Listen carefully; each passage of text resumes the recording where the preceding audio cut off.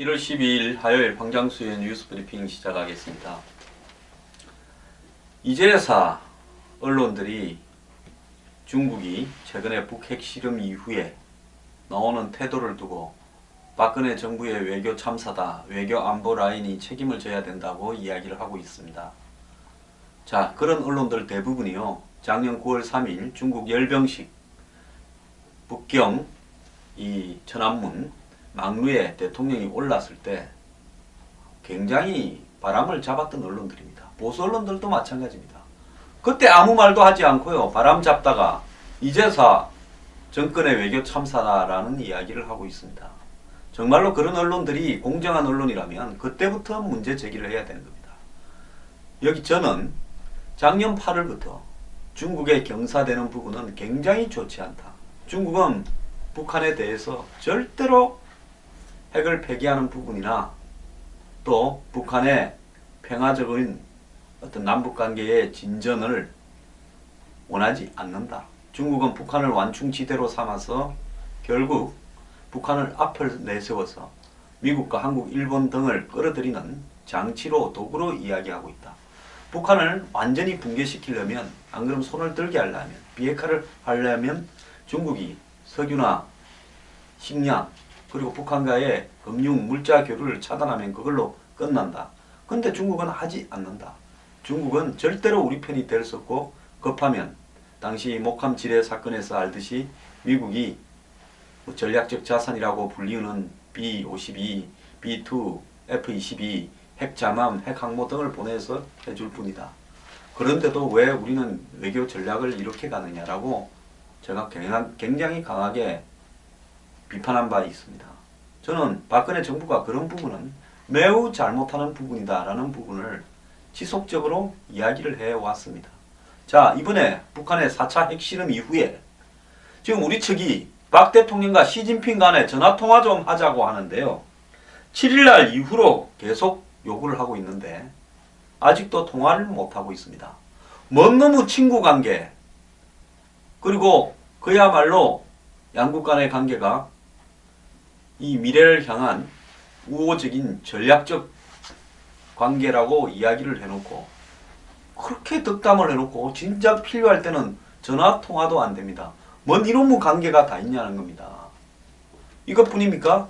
중국이요, 한국의 한미일 삼각안보 구도에 이렇게 한국의 국방 부분이, 안보 부분이 들어가는 걸 막기 위해서 한국의 국방부 장관하고 중국의 국방부장 창안 치안하고 한라인을 만들자. 그래가지고 중국의 국방부 장관 격인 국방부장과 한국의 국방부 장관 사이에 한라인이 있습니다. 근데 이 한라인이 지금 5일째 응답을 하지 않고 있답니다. 한라인이 응답도 안 하는 한라인은 그게 뭔 놈의 한라인입니까? 콜드라인이죠. 끊어진 라인이죠. 자, 양국의 국방부 장관들이 그냥 전화만 들면 통화가 되도록 설치를 해놨는데, 이놈의 한라인을 우리가 아무리 전화를 들어봤자 저쪽엔 받지를 않는다면 뭐 이런 놈들이 다 있습니까? 제가 놈이라고, 진짜 떼놈이라고 부르고 싶습니다. 장사꾼 기질이 옛날부터 다분한 게 떼놈들이었죠. 이러면 안 되죠. 국제관계가요. 우리를 얼마나 우습게 보면 이러겠습니까? 자, 지난번에 우리가 이 한중 간에 기껏 최고 외교안보 라인에서 한 것이 한국의 윤병세 장관과 중국의 왕이 외교부장 간에 통화를 했는데요. 70분간 통화를 했는데 우리는 강력 제재를 거듭 요청했지만은 중국은 대화를 통한 해결, 즉 평화적으로 대화를 통해서 비핵화를 한다, 그 앵무새 같은 이야기만 반복했다고 합니다. 그러면서 B-52 미국의 이 폭격기가 한국 상공을 오는 부분에 대해서 중국의 우려를 전하고, 또 뭐 개성공단 문 닫는다든지 이런 문제들에 대해서 우려를 전했다, 이런 이야기까지 들려오고 있습니다. 자, 중국 사람들요, 유엔 안보리에서 진전된, 한마디로 대북 제재가 나올 때까지 움직이지 않을 거고, 그게 나오면 움직일지 모르는데, 뭐 언론들은 중국이 굉장히 강하게 나갈 수 있다는데요. 이제는 막다른 골목까지 왔기 때문에 저는 중국이 굉장히 북한에 대해서 강하게 안 나갈 거라고 보입니다. 강하게 나가려면 초장부터 강하게 나왔겠죠. 6일날 북한이 핵실험을 하고 난 직후에 북한이 국제사회의 반대를 고려하지 않고 핵실험을 했다고 쏴붙인 이후에 중국의 입장은 확연하게 달라지고 있습니다. 점점 북한 문제에 대해서 비판하는 부분을 꺼리면서 오히려 이 한국과의 대화 라인을 차단하고 있는 상황으로 가고 있습니다. 자, 이제는 책임져야 된다. 저는 뭐 일부 언론들이 이야기하는 논조와는 다르게 중국과의 관계를 이 정도까지 몰고 온 한국의 외교 안보 라인이 책임을 져야 된다고 보고 있습니다.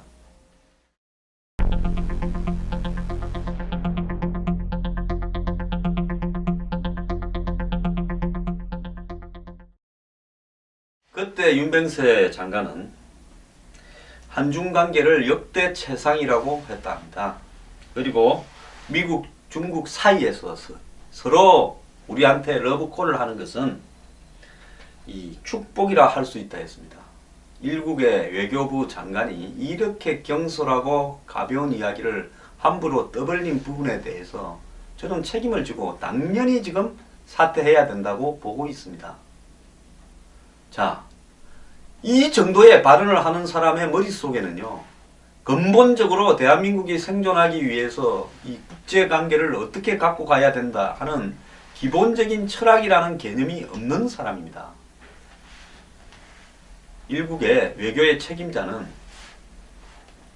이 한국을 둘러싼 국제관계, 그 속에서 한국의 생존, 그리고 한국의 이익, 이런 부분에 대해서 체계적으로 머릿속에 철학이 정립되어 있어야 됩니다.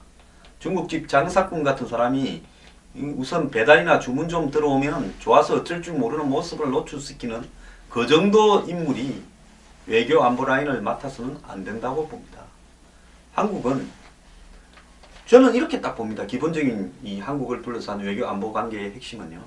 한국은 이 동북아시아에 러시아, 중국 등 잠재적으로 적성국일 수 있는 사이에 나라에 둘러싸여 있다.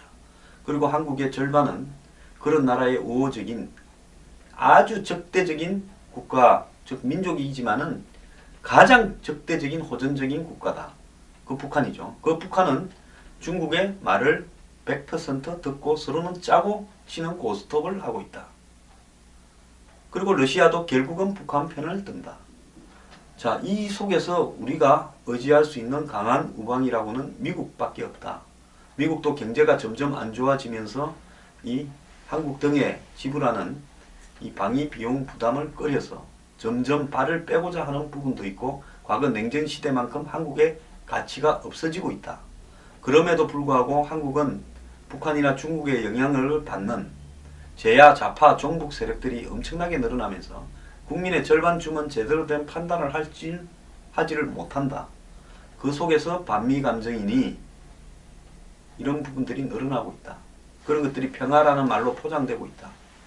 자, 미국은 자신들에게 짊어진 이 동북아시아의 부담을 일본과 나누고자 한다. 그런데 한국이 일본과의 과거 문제를 가지고 티격태격하고 있는데 한국의 종북 좌파 세력들은 반일 문제에 대해서 요즘은 반미보다도 더 심하게 논다. 그 근본적인 이유는 반일을 부추겨서 한국이 일본과 미국 간의 삼각 안보 구도에 들어가는 것을 막기 위해서 그런다.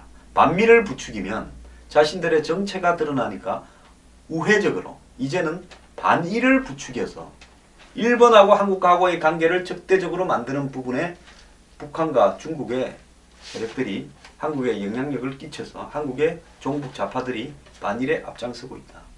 결국은 한국은 반일이라는 부분을 뛰어넘기가 어려울 거다.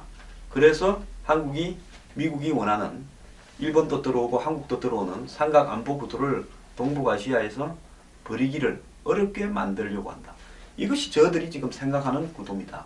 그렇다면 제대로 된 외교부 장관의 입장은 궁극적으로 한국은 미국과 떨어져서 살 수가 없다. 한국의 안보에, 한국의 존재의 핵심적인 이해관계는 미국하고 있다. 좋아서가 아니라 미국하고의 핵심적인 이해관계가 있는 겁니다. 생존에 관한 이해관계입니다.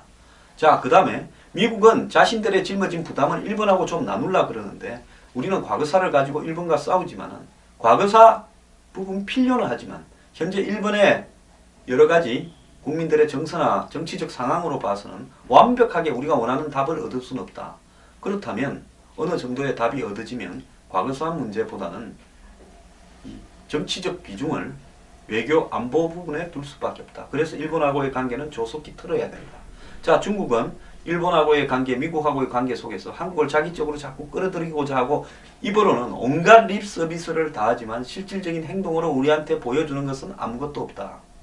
결국 중국하고는 겉으로는 우리한테 허 좋은 관계하면 우리도 겉으로만 허 좋은 관계할 뿐이지 절대로 믿어서도 안 되고 기대해서도 안 되고 북한의 비핵화라든지 북한과 관련되는 부분에서는 중국은 마지막 순간에는 우리 편을 절대로 들지 않고 뒤통수를 칠 수밖에 없다. 다만 한국이 미국, 일본, 한국의 삼각안보부대에 끌려가지 않도록 끌어내는 역할을 중국이 계속 하고 있다. 그래서 우리한테 추파를 계속 던진다. 자, 그럼 우리는 앞으로 중국하고의 경제관계가 굉장히 중요해지는데 그러면 어떻게 해야 할 것인가? 중국하고의 경제관계는 중국의 주장을 외교 안보적으로 100% 맞춰준다고 되는 건 아니다. 경제는 돈에 관한 문제이기 때문에 이익만 되고 이해만 맞으면 서로 원수라도 거래한다. 자, 일본은 중국하고의 난징 학살이나 2차 대전 전에 일중 전쟁을 별도로 했다. 그런데도 불구하고 일본은 중국하고의 무역관계가 한국하고 중국하고의 무역관계보다 크게 차이가 안 난다. 서로 맨날 싸우면서도 장사에 관해서는 둘이 배짱이 맞아 떨어지고 있다. 그러면 우리도 중국에 할 말은 하면서 중국과의 경제관계를 유지시켜 가면 된다. 뭐 지금보다야 조금 떨어질 수는 있겠지만은 그것도 감수하면서 가야 되고 한국 경제가 중국에 지금처럼 범중화권의 한 40%의 수출이 집중되는 것은 중국 경제가 무너지면 한국 경제에 타격이 될 수 있는 심각한 문제가 될 수도 있으니까 우리는 중국하고의 경제적인 협력을 잘 해나가도록 할 필요는 있지만은 중국에 우리가 녹아 들어가서는 절대 안 된다. 그리고 중국 경제에서 어느 정도의 선은 꺾고 가야 된다. 중국 경제가 망하면 한국 경제 같이 망할 수는 없지 않은가. 최근에 중국 경제 돌아가는 꼴을 보니까 망해가는 꼴도 보인다. 이런 부분으로요. 일본, 한국, 중국을 어떻게 할 것인지를 정리를 해놓고 가야 되는 겁니다. 특히 안보 문제에 있어서는 일본과의 협력은 매우 중요하고 한반도 유사시, 급변시, 미군의 이 들어오는 통로와 모든 지원, 기지 역할은 병참 군수 기지 역할은 일본이 할 수밖에 없다. 한국의 해군은 매우 취약하다. 특히 잠수함 전력에 있어서는 북한에 비교가 안 된다. 그렇다면 일본의 초계 기능이나 해군 기능은 매우 뛰어나고 일본의 이 이지스함이나 이런 탐지 기능도 매우 뛰어나다. 일본은 2차 대전 이전부터 해군에 있어서는 최강 국가였다. 그렇다면 일본 자위대는 해군을 바탕으로 되어 있다. 그렇다면 우리가 부족한 해상 전력은 일본의 도움을 받을 수밖에 없다. 특히 북한이 잠수함 발사 탄도미사일 SLBM으로 가는 시스템화에서는 그런 부분의 탐지 기능을 일본에 상당히 협조해서 정보를 공유하면서 같이 가야 된다. 이게 답 아닙니까? 그럼에도 불구하고 지금까지 외교부 장관이 헬렐레 해가지고 중국이 천안문에 부른다니까 저들 필요해서 자기들은 다 속셈을 가지고 한국을 한미일 안보 구도에서 빼내려고 하는데 아무 생각이 없는 인간이에요. 전 당장 잘라야 된다고 봅니다. 그리고 국방부도 중국하고의 한라인을 갖다가 만들어 놓고 쓰지도 못하는 부분에 책임을 져야 된다고 봅니다. 이번 기회에 외교 안보 라인은 굉장히 원칙적인 사람으로 바꿔야 된다는 것이 제 생각입니다. 자, 중국하고 잘 놀아놨다가 당한 책임에 대해서는 그건 책임을 져야 된다. 저는 이것이 반드시 관철돼야 된다는 것이 제 생각입니다.